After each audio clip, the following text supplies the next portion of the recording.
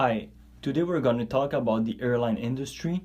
We are team number 10, presented by Alexandra, Raphael, Matthew, and Felix. Before the deregulation of the airline industry, governments took measures designed to control market entry and exit, as well as approving routes and rates for flights, leading to an Air Canada monopoly on domestic flights. With more and more passengers choosing airlines as a mode of transportation, it became increasingly difficult to regulate this complex industry, leading to its deregulation in the 80s. Since the deregulation of the airline industry in 1978 for the US and 1987 for Canada, the market has greatly changed. Except for safety and foreign control, the government plays a significantly lesser role in pricing, causing greater competition than before deregulation in most markets. Canada's current airline market is a duopoly, with Air Canada holding 50% of the domestic capacity and the other half being split among multiple airlines, including WestJet. The airline industry is very dynamic in pricing and uses a variety of strategies to compete and maximize their profits. These strategies include, but are not limited to, bundle pricing, yield management pricing, penetration pricing, price lining, loyalty programs, and airline alliances. Bundle pricing allows airlines to charge high at peak times of the year while still offering discounts. For example, spring break packages are more expensive if you do not book them in a package. This tactic works because marginal costs of bundling are low and travel agency fees paid by the airline are offset by the increase in sales. Yield management pricing is used by airlines during high and low season, largely based on the variation of demand. For example, there is larger demand for Canadians to travel to Florida in the winter rather than in the summer, leading to higher prices in the former context. Another strategy used by airlines to maximize profit is to offer last-minute deals or a limited number of seats at a discount to appeal to price-sensitive consumers. New airlines will often use penetration pricing strategies to compete against the big players.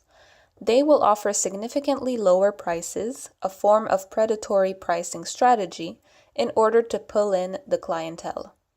Price lining and variation is also used by airlines who can charge up to 20 different fares, all within one flight. Ranging from first class to economy with multiple sections in between, this allows airlines to appeal to a variety of consumers. Loyalty programs or frequent flyer programs aim to reduce the price sensitivity of travelers by building loyalty. Travelers accumulate points and redeem them towards the trips they plan to take in the future.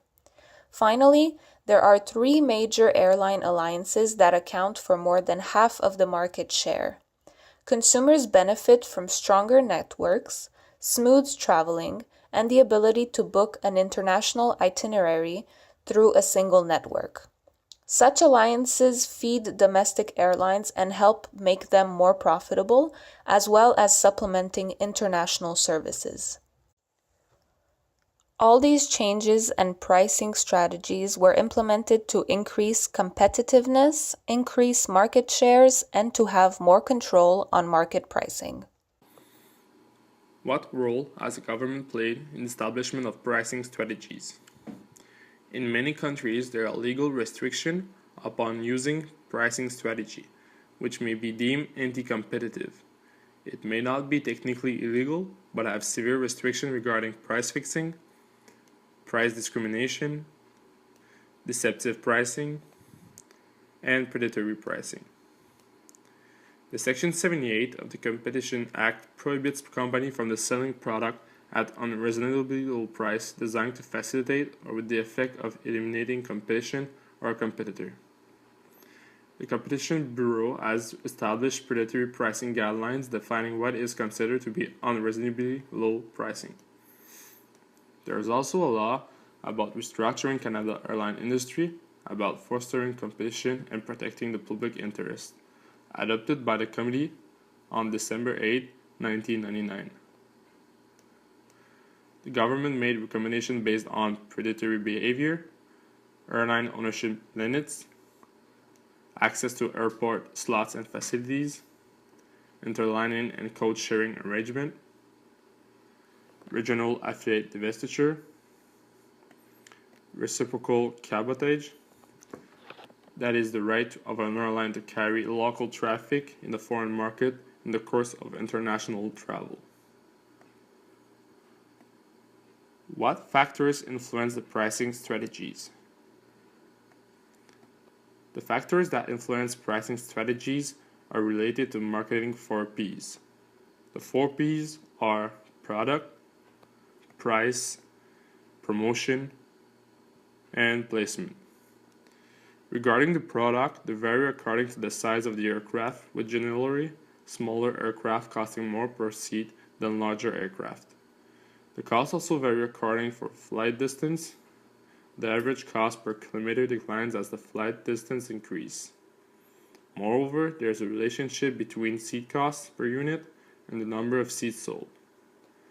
Since much of the cost of a flight is fixed, the cost per passenger declines as the percentage of the seats available are filled. So these components, the 4Ps, are the basic components of any marketing mix. The decision you make with regard to all of these elements can mean the difference between success and failure. There are many factors that will have an influence on how you set the price for your product or services, with some of them internal and some external. And most of them will fluctuate over time regarding competition, market demand, brand strategy, and cost of goods sold. In terms of the Canadian airline industry, there is a lot of competitiveness. The direct competitors of the Canadian airline industry are, in fact, all of these Canadian airlines. For example, Air Canada is competing against WestJet, which competes against Air Transat, which then competes against Porter Airlines. There are more than 50 Canadian airlines, so it is a very competitive market, and we can also think of the airlines of other countries that sometimes offer flights to Canada as well. There are many small airlines that are used to fly for short periods of time in some parts of Canada, which are local and sometimes remote, such as Air Inuit, Air Nunavut, and Air Saguenay. As for the indirect competitors, we can think of Canadian bus companies that are also used to travel across Canada. There are also railway companies such as Via Rail serving Canada in terms of traveling from point A to point B. These Canadian carriers are capable of offering a service very similar to the airline industry. This makes competition between the Canadian airline industry and other Canadian transportation industries higher. This means that airlines must seriously consider Canadian indirect competitors such as bus and train companies.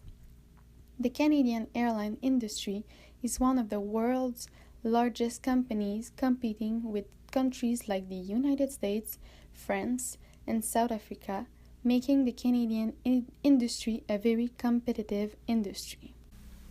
So, for the elasticity of demand for airline tickets and its influence, elasticity is an indicator that attempts to predict the response of demand to price variation. Elasticity is calculated by dividing the relative change in demand by the relative price variation. For example, an elasticity greater than -1 between -1 and 0 indicates a higher sensitivity to price, so the demand varies greatly.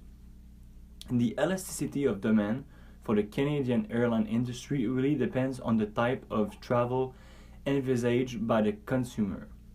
For example, looking at the document from the Canadian Department of Finance, a long-distance business trip abroad is much less elastic than a short-distance pleasure trip.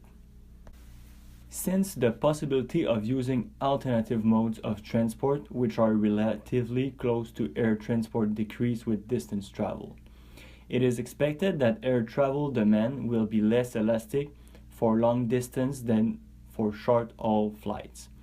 Travel abroad tends to take longer than domestic travel, so that the cost of ticket represents a smaller portion of the total cost of travel. And this is precisely why the demand for air travel of passengers for flights abroad is less sensitive to change in ticket price. In addition, leisure travelers tend to delay a trip to a specific destination when rates are high, or to find a destination for which rates are more affordable than others. It follows that air travel demand should be more elastic in the case of a leisure travel than in a business travel. The level of elasticity effectively influences the marketing strategies of the companies, since they must think of all the factors mentioned above, such as the distance traveled and the reason for the trip.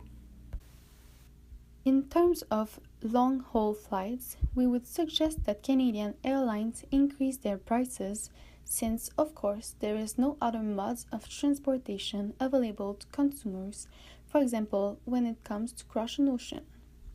This forces consumers to pay the price charged by Canadian airlines if they really want to travel.